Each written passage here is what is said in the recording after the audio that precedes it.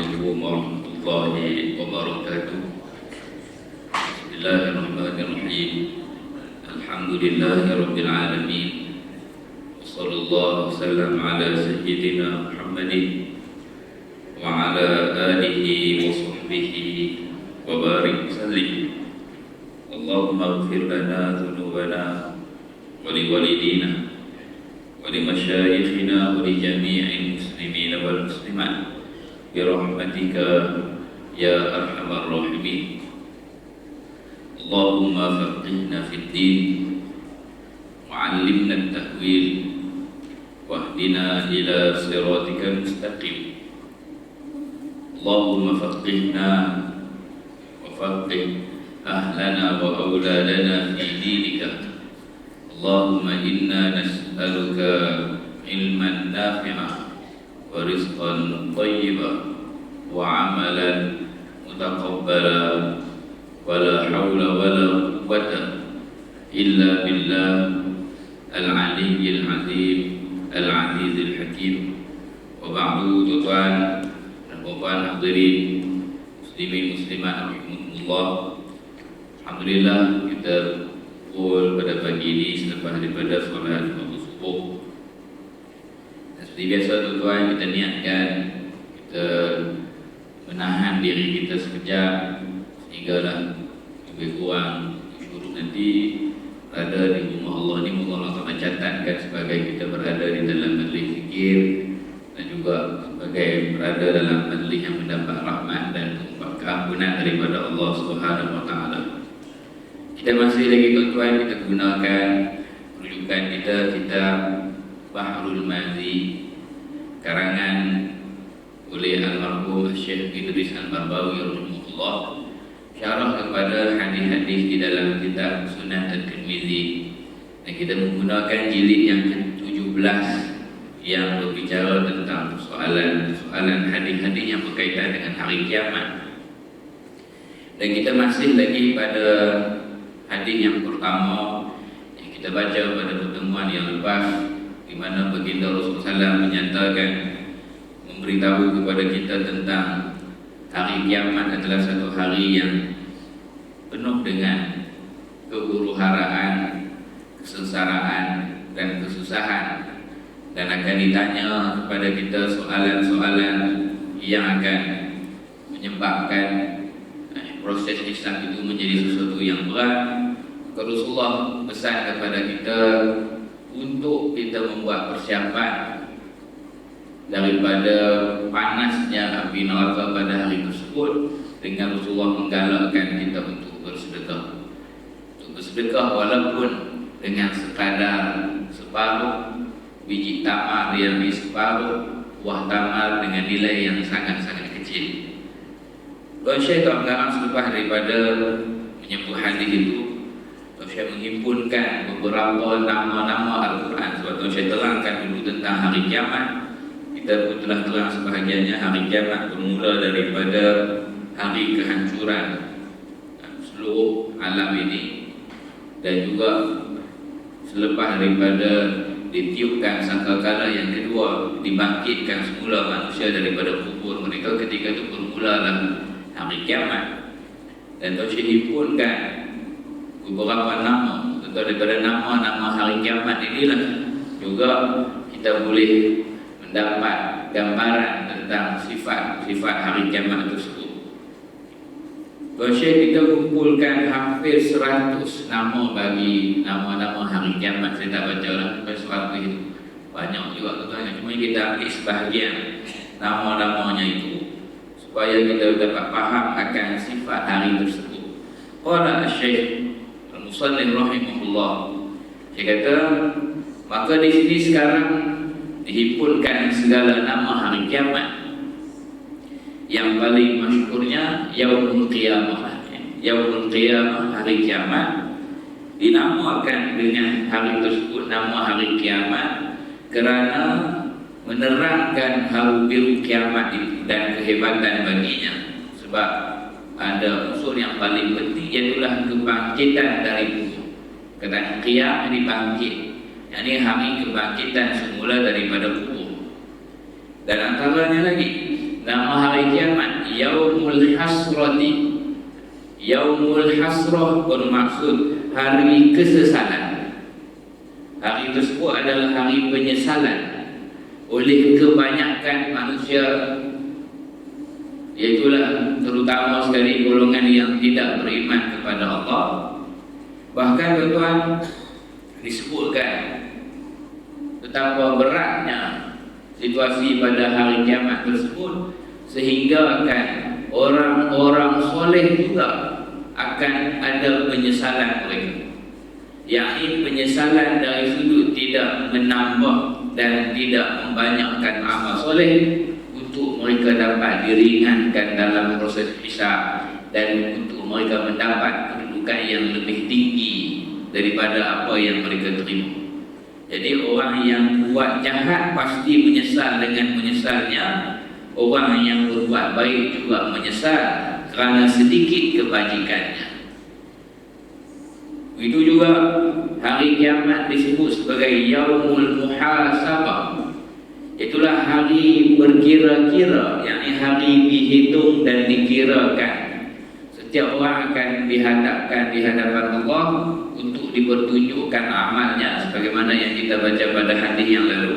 Segala amal baiknya akan diletakkan di sebelah kanan, amal yang diletakkan di sebelah kiri, dan dia akan berhadap dengan Allah, akan disoal, akan dihitung segala amalnya. Maka mereka itu berkira-kira padanya akan amal mereka itu sedikitnya dan banyak. Hari itu semua kita akan kira. Macam kita sebutlah sebagai contoh situasi mana kita betul-betul cukup duit.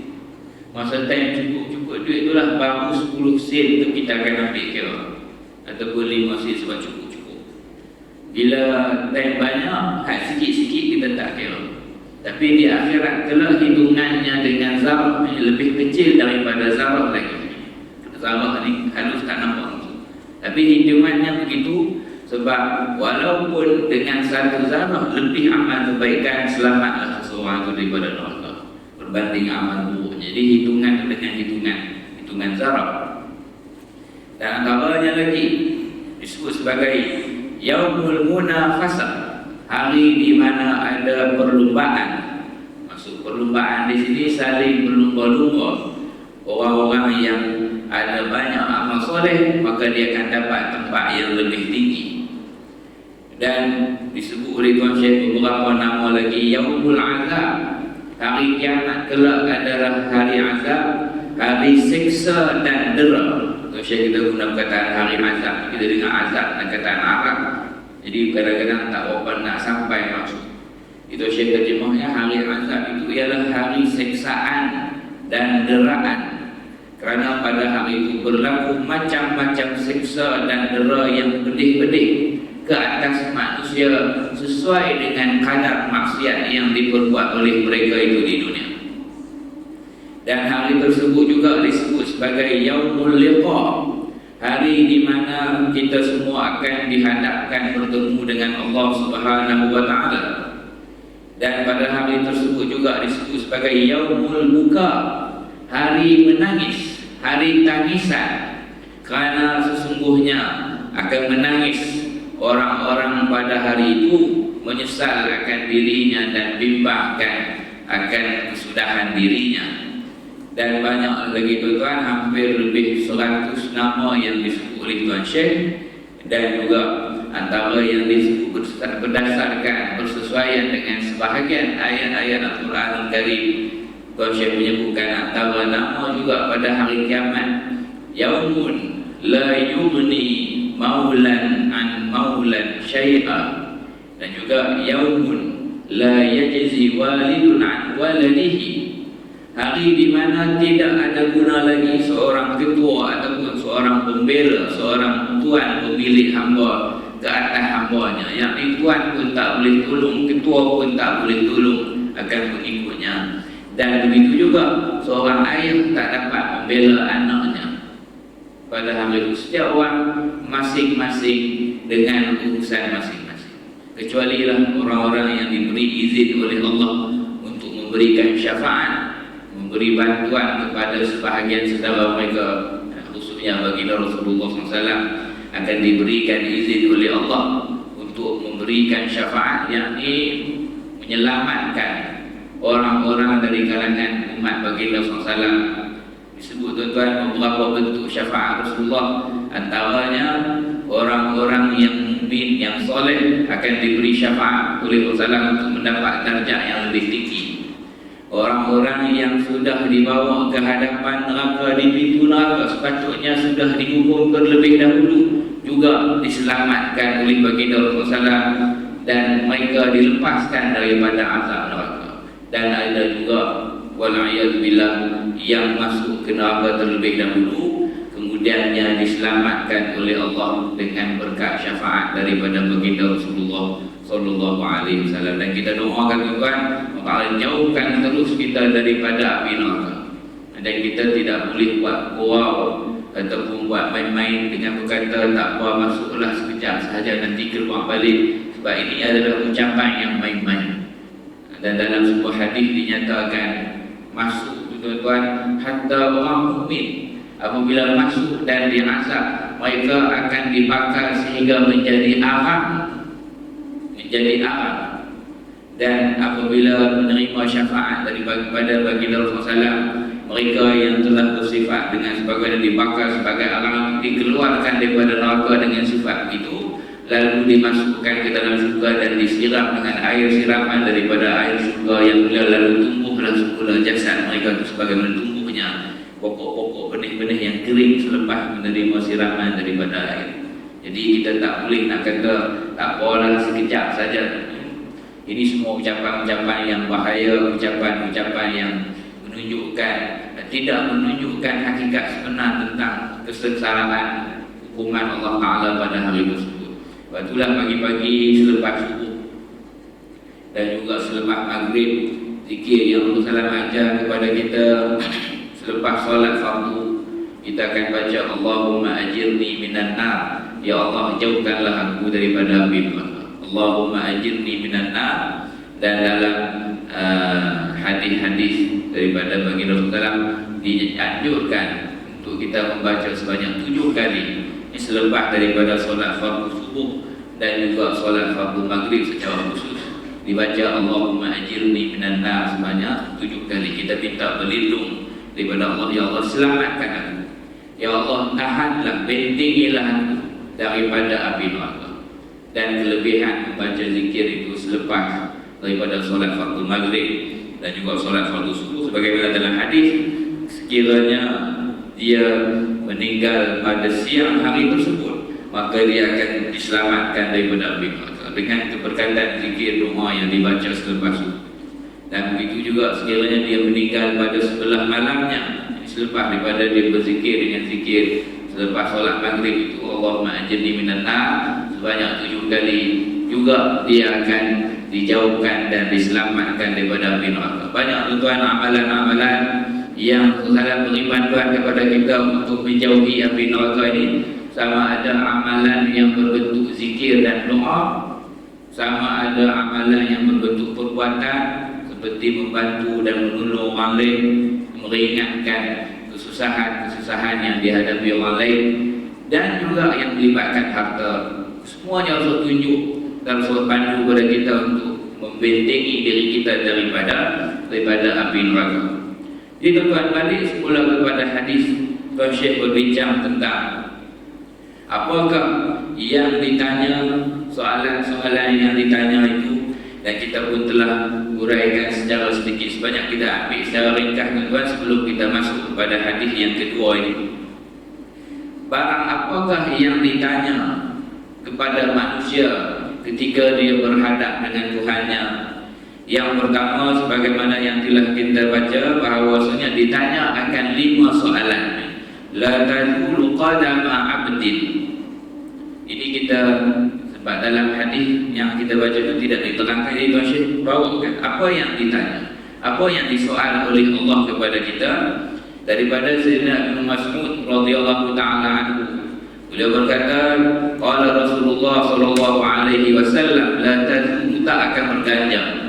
Qadama ibni Adam, tapak kaki, kedua-dua tapak kaki anak Adam yaumul qiyamah, pada hari kiamat, min 'indi rabbih, di sisi Tuhannya itu, hatta yus'ala an khamsin, melainkan selepas ditanya kepada 5 perkara. Yang pertama, sekiranya dia dapat menjawab semua soalan itu sebagaimana yang dikehendaki oleh Allah, maka selamatlah dia. Sekiranya sebaliknya, maka terserahlah kepada kehendak Allah, sama ada untuk menghukumnya terlebih dahulu ataupun memberi keampunan padanya. Soalan yang pertama, tuan-tuan, an umrihi, tentang umur. Fima afna, pada apakah yang telah dihabiskannya. Jadi tuan-tuan, Syekh Idris kita uraikan, almarhum Syekh Idris Al-Marbawi rahimahullah, yakni Syekh kata akan ditanya masa ia di dalam hidup, sepanjang umur itu apakah diperbuatnya, sepanjang umur hayatnya itu adakah membuat kebajikan, yakni membuat kebaikan ataupun membuat kejahatan. Karena seseorang yang diberi oleh Allah hidup dengan panjang atau pendek, sama ada diberi hidup yang panjang ataupun diberi hidup yang pendek, dan memanglah kita akan doa, ya Allah, berilah kami umur yang panjang yang berkah, yakni diisi dengan ketaatan. Sebab boleh jadi ada hamba Allah yang umurnya pendek tetapi lebih bernilai berbanding orang yang umurnya panjang, sebab yang pendek ini diisi dengan ketaatan dan kebaikan, tetapi yang panjang ini walaupun panjang, yang diisi dengan kebaikan cuma sikit, banyaknya dengan kemaksiatan. Jadi tak apalah tuan, barangkali ada ketika hayat dan umur kita itu banyak dihabiskan pada yang kosong, yang sia-sia, dan juga banyak juga yang diisi dengan perkara yang maksiat dan juga ditegah oleh Allah. Tetapi kita sudah mula ada kesedaran dan kita mula Allah Ta'ala beri petunjuk untuk baiki keadaan. Alhamdulillah, itu yang pertama sekali kita ucap syukur pada Allah. Alhamdulillah Allah Ta'ala telah beri taufik pada. Yang keduanya, kita mohon ampun sungguh-sungguh pada Allah di atas segala kekurangan dan kesilapan yang lalu.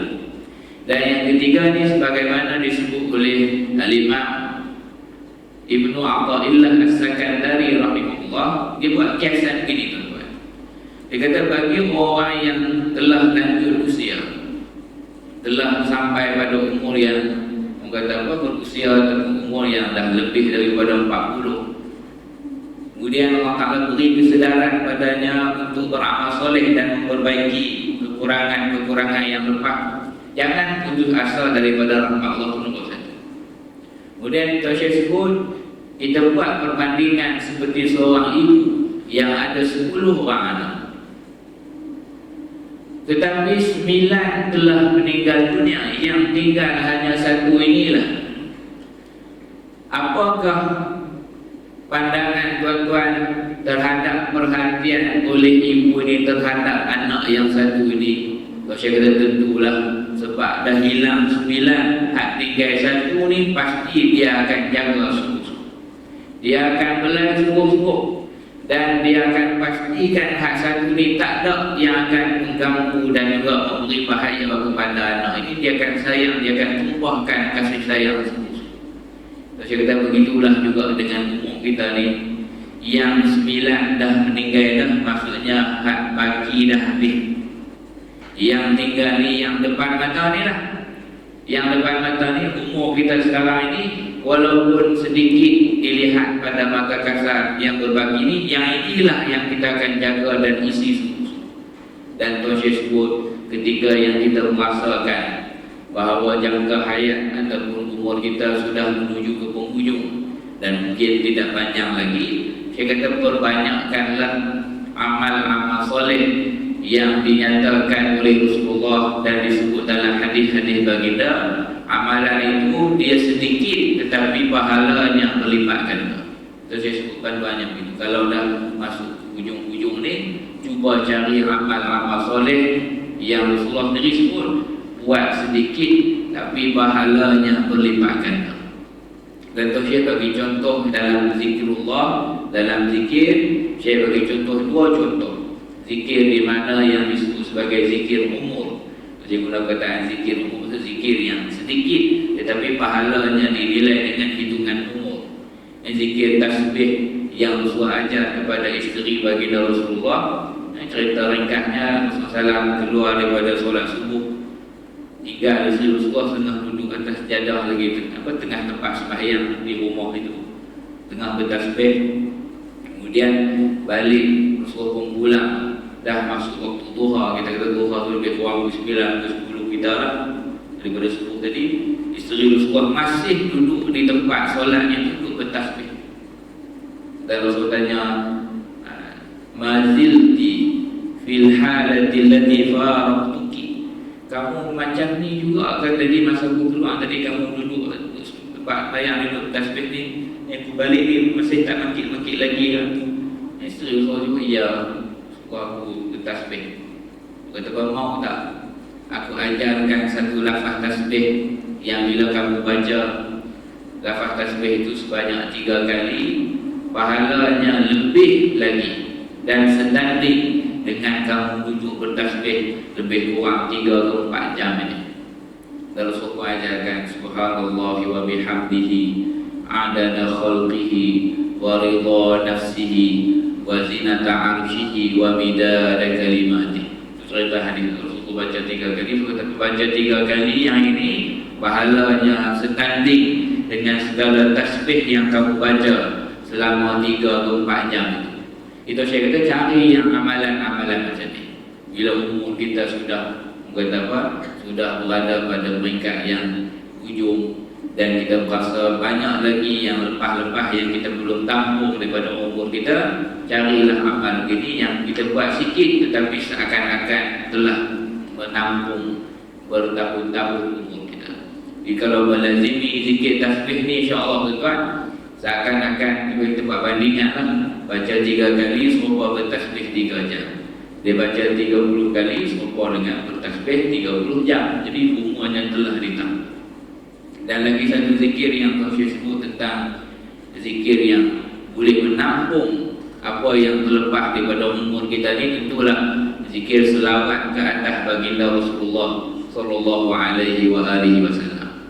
Tuan Syekh sebut sebab zikir selawat ni secara khusus Rasulullah sebut balasannya bila berselawat kepada satu selawat, Allah akan berselawat pula ke atasnya sebanyak 10 selawat. Itu balasan. Dalam zikir-zikir ini Rasul sebut ganjaran pahala sekian, balasan pahala sekian. Tetapi bila main dekat selawat, Rasul sebut balasannya, siapa yang berselawat ke atasnya satu kali, maka Allah akan berselawat ke atasnya sebanyak 10 kali. Selawat daripada Allah bermaksud rahmat, keampunan dan redha daripada Allah. Saya kata, kalaulah kamu mendapat satu sahaja selawat daripada Allah ke atas kamu, maka selamatlah kamu dunia dan akhirat. Jika dibanding segala amal-amal kamu, dibanding di sebelah amal-amal yang kamu buat, diletak di sebelah rahmat dan juga redha selawat daripada Allah, tentu selawat daripada Allah adalah lebih berat berbanding amal-amal yang kamu buat. Itu saya kata kesimpulan itu dalam bab umur ini akan ditanya tentang umur kita, apa yang telah diisi sepanjang umur itu, adakah diisi dipenuhkan dengan kebaikan ataupun sebaliknya. Dan kita juga sebut tadi, sekiranya ada yang kurang, maka jangan kita putus asa daripada rahmat Allah. Apa yang berbaki ini, inilah yang kita isi dan kita guna sungguh-sungguh. Dan kita cuba cari amal-amal yang walaupun sedikit tetapi ganjarannya akan menampung kekurangan yang ada pada umur kita. Soalan yang kedua akan ditanya tentang wa'an syababihi fima ablagh. Akan ditanya tentang mudanya pada apa yang dilaksanakannya. Terjadi kita rahimahullah wa'an di sebelah Kubau Perak. Jadi ayat-ayat yang digunakan kadang-kadang kataan-kataan lama. Lasak tu pada apa yang dia dah guna sampai tupu. Kalau pisau tu tajam, kita guna sampai tupui. Kalau benda tu sampai lusuk lah. Apa yang diguna sampai, apa yang telah digunakan ataupun dilusukkannya. Jadinya muda ni saya kata yang ni seseorang yang ada di dalam masa mudanya. Maksudnya akan tanya tuan, umur tu soalan umum. Tapi bila main hak yang muda ditanya secara khusus. Tuan bila disebut umur muda ni syabab, kebiasaannya bawah 40. Itu dianggap sebagai umur yang muda. Daripada kita akil balik sampai menuju ke umur 40, itulah tempoh yang dikira kita sebagai muda. Dan tuan-tuan ialah memanglah di depan saya ni tuan-tuan muda ni. Depan saya ni saya pun taklah muda sangat, dan tuan-tuan pun tidaklah umur sangat. Cuma tuan-tuan senior sikit saja. Dia kata apa? Age is only about numbers. Dia kata umur ni number je. Cukuplah kan, cukup. Tapi dari segi spesifiknya memang akan ditanya hak umur hak masa 40 tu. Sebab apa? Sebab masa tu lah masa kuat. Dari segi jasad masa tu lah masa tengah kuat.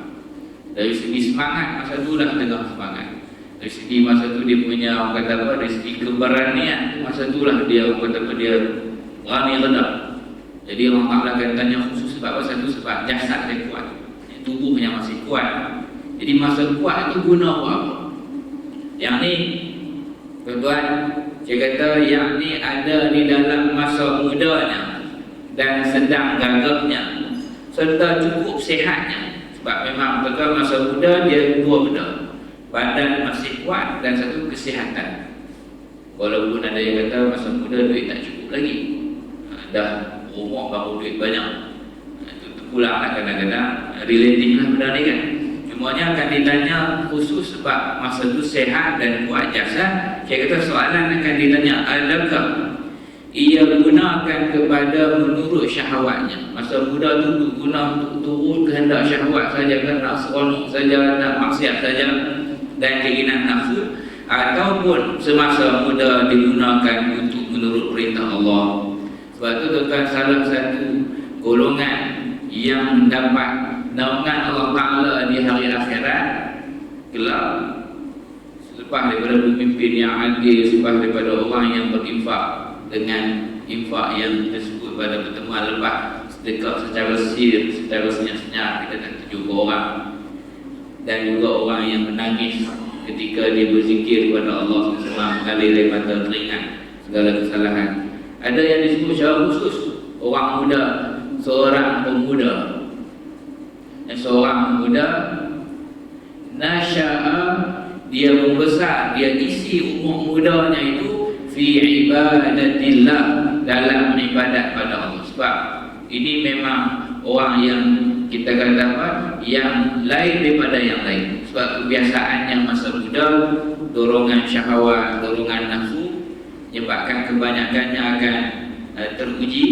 Tetapi seseorang yang syab, seorang pemuda yang mengisi masa mudanya dengan beribadat pada Allah, itu orang yang dijamin oleh Allah Ta'ala untuk mendapat naungan.